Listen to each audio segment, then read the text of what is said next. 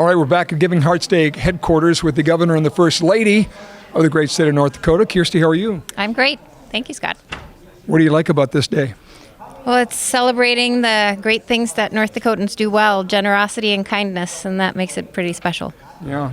You feeling the love today, Governor? I absolutely am. It's a fantastic day. Earlier today, we got to celebrate all the volunteers at the Heritage Center, and now we get to come out here and try and raise $34 million and beat last year for worthy North Dakota charities. Yeah, you're looking pretty good in red, by the way. Yeah, they were really worried if I didn't have my button, they wouldn't know why I was here. So I'm like, just a normal day in the Capitol wearing a red blazer. Oh, I love it. So, Kjersti, what's your favorite, example of that kindness you talk about and how it plays out not only here today, but just across North Dakota? Well, as Kelly said today, we got to be a part of the award ceremony for the volunteers at the Heritage Center. And I think not just for the Heritage Center, but we don't just donate money, we roll up our sleeves and we help one another. And I think that's extra special. Yeah, you're right. And that's one of the things that the Giving Hearts Day website allows you to do, time, talent, treasure, and they need volunteers to make this go. And awareness, too. Get the word out about all these amazing organizations that do a lot for North Dakotans. We're number one in a lot of stuff. But it's kind of nice to be number one in the biggest day of giving and longest running day of giving in North Dakota for this event. Isn't that pretty special? $228 million since 2008. I mean, in what Dakota Medical has done. And we see it every day, right? We saw it during the shutdown and people donating to food pantries and donating their times. But it's still kind of fun to have a day. There's friendly rivalries, there's competition. You get a little bit of focus in it. It's okay to be competitive in your giving. Exactly right. And it wasn't on the 14th of February, so we still can have a date night. Have you guys got any plans for Valentine's Day? I think he might be going to a little hunting banquet on the 14th. He wasn't aware what day it was. So. That's a big surprise that he would be going to a hunting event, right? It's a big surprise. Yeah, you better bring your wife to that. Actually, on Thanksgiving, we will be speaking at the state robotics thing during the day, going to hang out with that. So we got a lot of cool stuff going on this week. Yeah, those kids are amazing, aren't they? Yeah, if whether it's Science Olympiad, robotics, I was up at the Williston CTE school yesterday. We had lunch with the Scouting America. The kids are all right, Scott. Yeah, they sure are.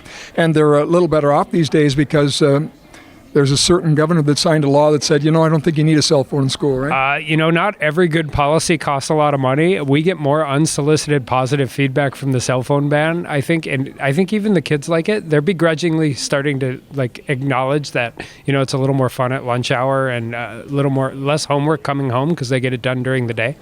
And think of the mental health impacts that has. You have kids young in school. What are they saying about it? Well, they were not very impressed at the outset when Kelly and I supported it. They were, in fact, very upset. But even they have to acknowledge that they're doing a lot more talking with their friends, and mental health for kids it's a detriment to have the phones with them all the time. Yeah, they're learning to communicate and hang out and speak to one another, soft skills. It's doing what we did when we grew up, right? Exactly right. Yeah. So fun, actually, talking to each other. Yeah, being a teenager was never easy, but at least you had to be in the same room to get bullied. Now that you can get bullied without ever leaving your basement, it's true. And my daughter will probably be mad I tell this story, but she's like, well, how are we all going to know where we're meeting at lunch? I'm like, I don't know. We used to meet at somebody's locker. It's not that hard. I do think one of the other things is we've outsourced so much communication to these devices that I think it's more teachers are talking to students more, coaches are talking to parents more, and you're having more of a schedule put in place and you get less of those last minute changes, and that helps too. Yeah. That's a legacy, isn't it, ultimately, to have started that, and think of the lives the ripple effect of that, Kjersti? It will remove anxiety and it'll make the school day more efficient. They'll learn more. Every time you get a notification, your brain has to reset to focus back on what you're learning. So it's huge. I think we should maybe try it, huh? I think we should. Yeah. I'm on my phone a lot less than I was in Congress, and I can tell. Are you? And it's a good thing. When you're one of 435 members, you spend a lot of time online just seeing what everybody... you can't talk to all 435 of them every day, so now I don't have to do nearly as much of that, and I can just tell. Yeah, and when you said notifications, I'm like, every time I get one, the watch gets it, and you can't help but go grab your phone and look at it. It's we could use an adult ban, so work on that next, I guess. Yeah, well, I think it's healthy, right? It's just we're here and we're talking about the rural health transformation, we're talking about Giving Hearts, we're talking about all of that, but it's about having having some semblance of balance in your life. And I think, unfortunately, a lot of adults and kids are far too addicted to that dopamine hit of whatever the next notification is on, a lot of our friends and family are on Facebook. The kids aren't on Facebook, but they're on social media somewhere. Yeah, TikTok and others as well. And, it's very well documented that all of the technology is wrapped around getting you further and further into that rabbit hole, right? I mean, Totally these designed. companies are manipulating kids, right? It's meant to be addictive. That's what the algorithms are meant to do. Yeah. And I think real communication face to face brings back civility too. It's something that's slipping when you're just texting on a screen. Yeah, it's too easy to be mean. Keyboard warriors. I tell a lot of people when we grew up, the golden rule was do unto others as you had do unto yourself. And I think the golden rule and the 1B is if you wouldn't say it to their face, don't say it with your thumbs. Right, boy, and it is rarely followed, unfortunately. You see a little bit of that in politics, I think, don't you? Yeah, I mean, obviously you see a lot of it. I think, in politics, I talk to high school seniors. I think, one of the best things is you can communicate directly with voters. You don't have to go through whatever media filter or bias you have to do. The downside is I think sometimes we forget to fight about it. Because you don't always have to fight against people. Fight about the idea, because the ideas are usually what you want to win that argument.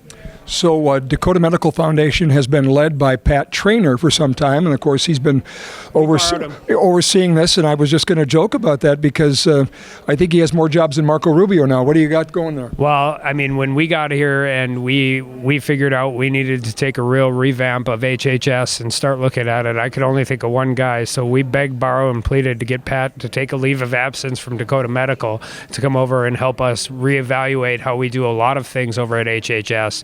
And I think I think he's really liking it. I don't know how long we'll get to keep him, but we're going to keep him every day he wants to stay there. There you go. Kind of like Elon Musk, that special government employee, just keep him going. How about this rural health transformation and this alliance now to not only the leadership of Kelly and Pat, but the federal government saying, hey, we trust you, take these dollars. What do you see that impact being, Kjersti? I think it's going to be huge because we deploy dollars better when we put it to work where it needs to go. And obviously mental health services is something that we really need in North Dakota. And I think we can think outside of the box and solve a lot of problems with $200 million. And this federal government is going to save money in the end on this, aren't they? Yeah, I mean, I think this is, if you were from a Republican state or a conservative, you always used to say if the federal government had just moved faster and get out of the way, we could do things. And I think Dr. Oz and the Trump administration said, okay, prove it. I mean, this is deployed within a year, has to be appropriated a year after that. We obviously got the notice in September. We got our final notice at the end of December, called a special session, and had really great collaboration with the legislature and the federal government. And we're excited. We're nervous. We want to make sure it's spent appropriately. We want to make sure the dollars aren't just sprayed into the healthcare ecosystem like a fire hose. We want to make sure we track the dollars and do all of that, but we're ready for the task, and we think North Dakota can be a leader in this.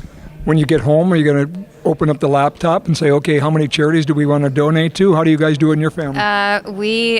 For this day, we are very focused on charitable giving and volunteering all year, but this day is special, and we always pick in the morning. We were a little behind schedule today, but we've already allocated. That's fun. Kids get involved too? Yeah, they do. And I mean, they get involved too. Like Thanksgiving, we did our family Thanksgiving on Friday. So Thursday night of Thanksgiving, the whole family went down to the Dream Center in Bismarck and volunteered there the night of Thanksgiving. And, last year we raised money for the Great Plains Food Bank and the FFA during our inauguration. So those were the two charities we picked.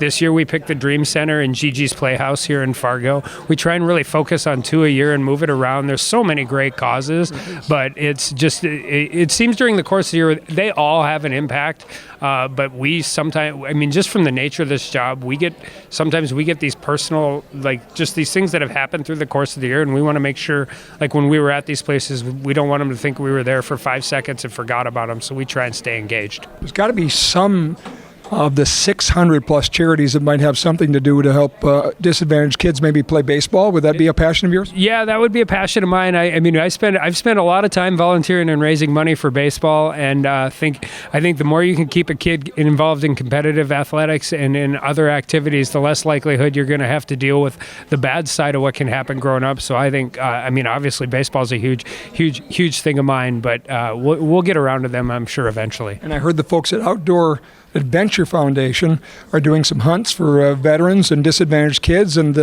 they might have thought about you as kind of a good guide for that. Yeah, we've talked to them a lot. I actually was down in Atlanta. I keynoted at Dallas Safari Club, and so I took an old guy. I'm left-handed, and I had a nice gun, and I took that and the ammo and donated it to the Wounded Warrior Foundation so they could have somebody. I mean, I was going to get 5 cents on the dollar if I went and sold it, and I figured there's a better use of it than that. So we hung out at their booth for about 45 minutes the other day, and I mean, you can't do a lot of better things than getting wounded warriors who are back from overseas out in the outdoors and having an opportunity to participate in that stuff. That's so cool. Thanks for being here. It means a lot. Thanks for having us, Scott. Yeah, you bet. Thanks, Governor. Thanks, Scott.